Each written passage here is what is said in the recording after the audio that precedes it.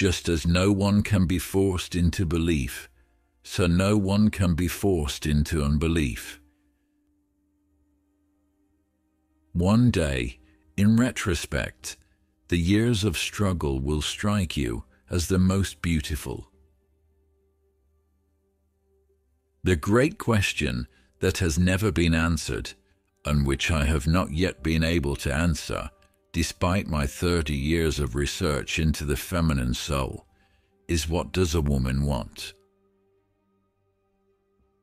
The intention that man should be happy is not in the plan of creation. We are never so defenseless against suffering as when we love. He that has eyes to see and ears to hear may convince himself that no mortal can keep a secret. If his lips are silent, he chatters with his fingertips. Betrayal oozes out of him at every pore. I cannot think of any need in childhood as strong as the need for a father's protection. Being entirely honest with oneself is a good exercise. We are never so defenseless against suffering as when we love.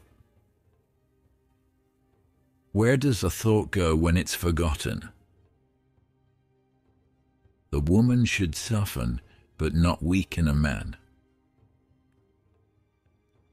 Experience teaches us that the world is not a nursery. Future ages will produce further great advances in this realm of culture, probably inconceivable now, and will increase man's likeness to a god still more.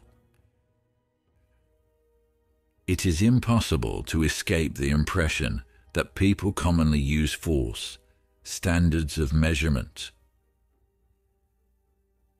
Words have a magical power. They can bring either the greatest happiness or deepest despair.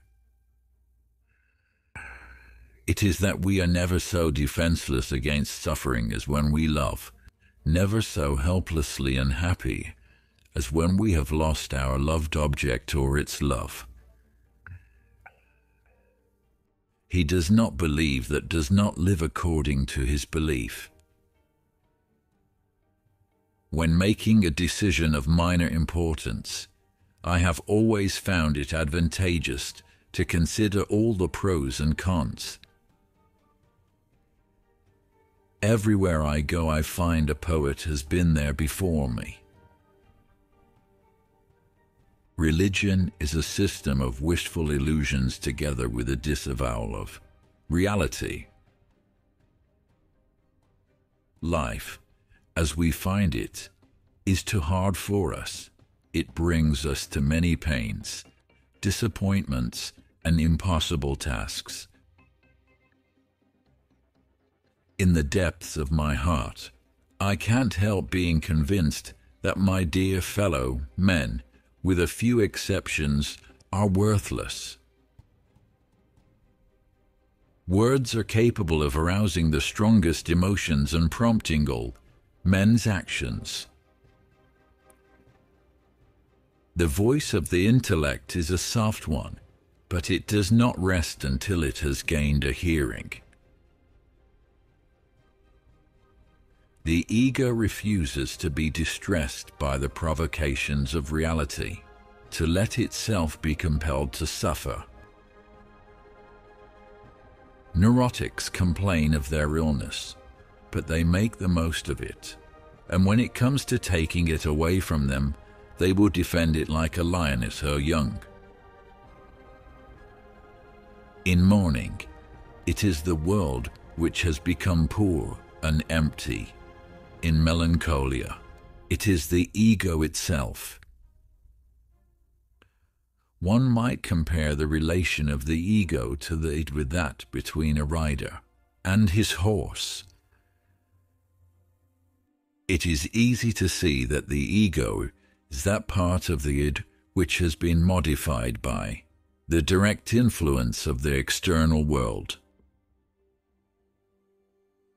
Children are completely egoistic. They feel their needs intensely and strive ruthlessly to satisfy them. Analysis does not set out to make pathological reactions impossible, but to give the patient's ego freedom to decide one way or another.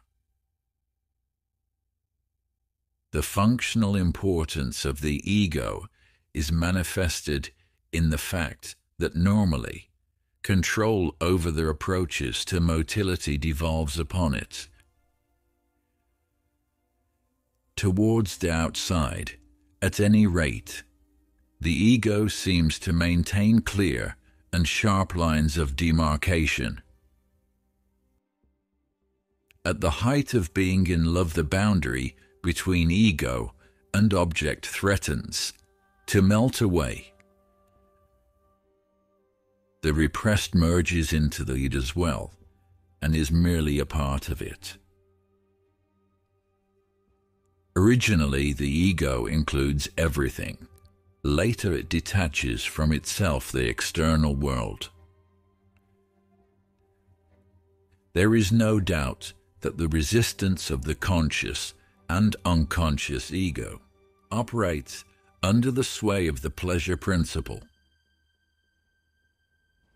The ego represents what we call reason and sanity, in contrast to the id, which contains the passions. Neurosis is the result of a conflict between the ego and its id. The repressed is only cut off sharply from the ego by the resistances of repression. It can communicate with the ego through the id. The ego, feeling we are aware of now, is thus only a shrunken vestige of a far more extensive feeling. The ego is first and foremost a bodily ego. It is not merely a surface entity, but is itself the projection of a surface. Everyone has wishes which he would not like to tell to others, which he does not want to admit even to himself.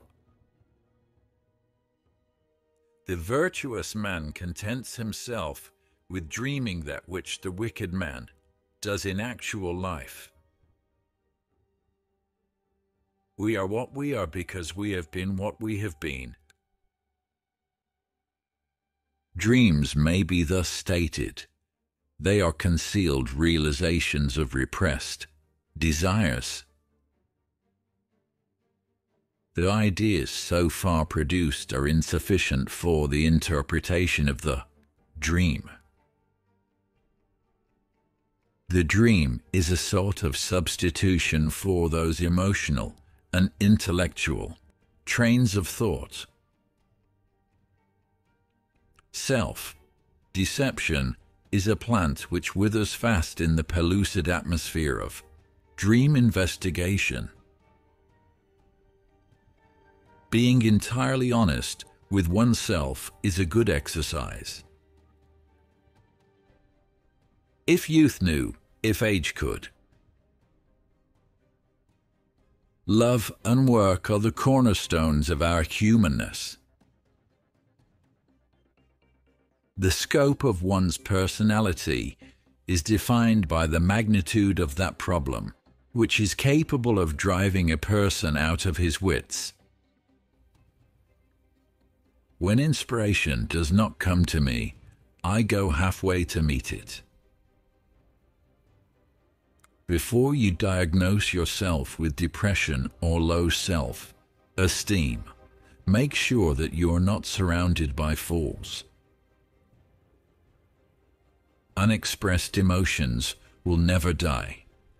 They are buried alive and will come forth later in uglier ways. Immorality, no less than morality, has at all times found support in religion